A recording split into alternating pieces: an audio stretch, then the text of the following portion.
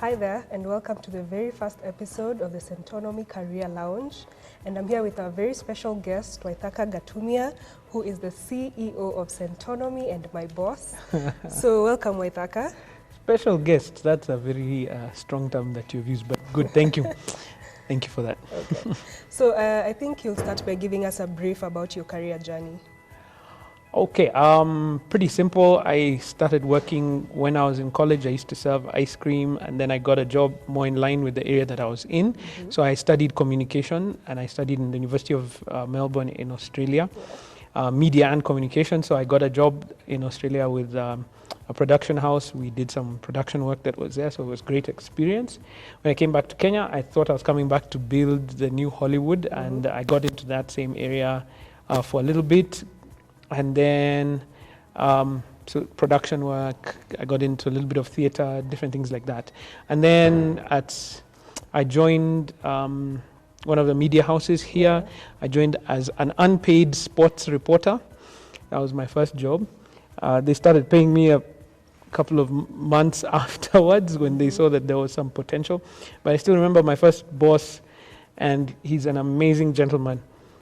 He gave me two pieces of life advice. He told me, number one, when you're in any organization, get involved. So even in the organization that we're in, he was really encouraging and saying, don't just do what you're expected to do, go over and above. And it has been really helpful for me. Just to give you an idea, that getting involved meant that I joined as an unpaid sports reporter, and 3 years later I was the head of the radio department and had a TV show as well. Then the other piece of advice was family-wise. He said, when you're with your wife, you can fight. Fighting is allowed, but never fight to leave. And that was really good advice that he gave. After that, I got into business and got into a production company. Did that for a couple of years. In fact, that's how I even got involved with Centonomy, because we used to do a lot of the production work that they required. And so I was really familiar with the Centonomy material. If you've ever been for any of the events that we do, I even got to record like all the classes because they were doing some training material internally. And so I sat in the class, recorded it, went home, edited it. So I participated in like the classes that Centonomy run over and over again. So this material was in my head. And so when Waithaka was looking for some trainers, I said, hey, you know what, evenings I'm not too busy, why don't I join? So I joined as a part-time trainer. And then after a while, she called me for a meeting. I was not looking for the job, but she said, Waithaka, and she didn't even offer me a job. She kind of just told me what's the vision for the company and said, when can you start? Which was really an interesting moment. But because our visions and ideas were so aligned, I got involved. So I joined now full-time as part of the training team, the programs team. A few months later, got promoted to general manager, and just 2 years, short years later, got another meeting with Waithaka where she said, so the company, I want to leave in your hands. I'm like, what? Again, not something I was looking for, but I think, again, by God's grace, these things come at the right time to offer that opportunity for growth, and it's been really good so far. Is that brief enough? I've said many things. Yes, that was brief enough. So you've given us quite a wide view of your career, and we just want to know, what was the defining moment for you? Like, what's the moment where you are like, this is what I want to do, and I want to do for a long time? I'm not sure I've even found that moment yet. But I think the discovery process for me, I was sharing with guys actually at our the entrepreneur chat, and somebody was talking about purpose. And for me, I realized that life's purpose, I guess that's the turning point that you're talking about, when you recognize this is what you're meant to do. I recognized it, again, as being a theme rather than an actual thing. So I believe that the theme of my life is to inspire and to encourage people, whether it's through the art that I produce or whether it's through the classes that we run at Centonomy on finance, because that finance area or entrepreneurship or career development, even those are the things that help others, to inspire them to grow.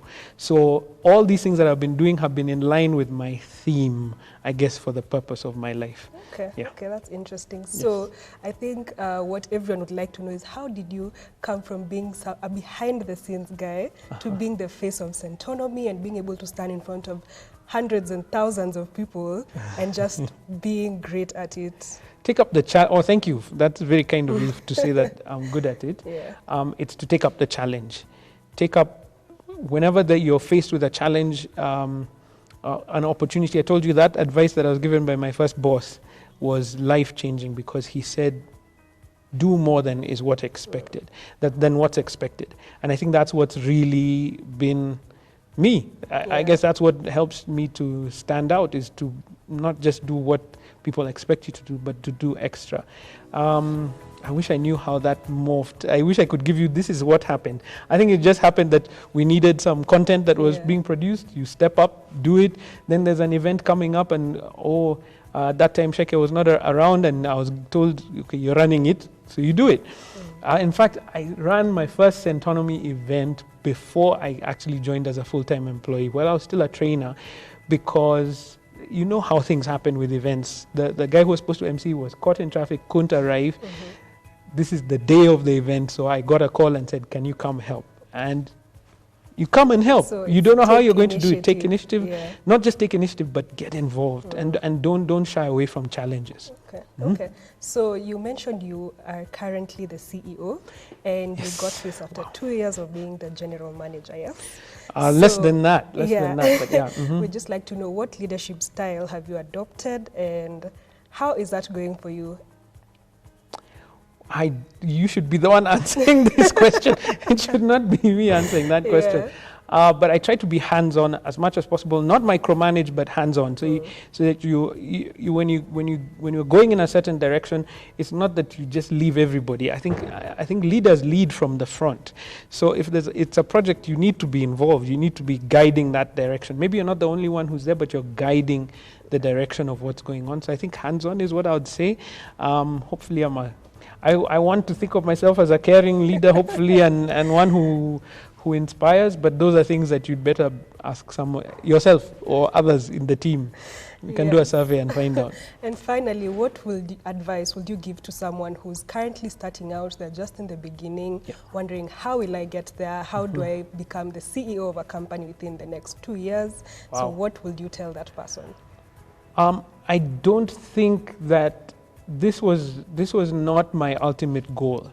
In fact, when I was joining Centonomy, it was not that one day that I would lead the company. I mean, I wish I could say that that was my goal.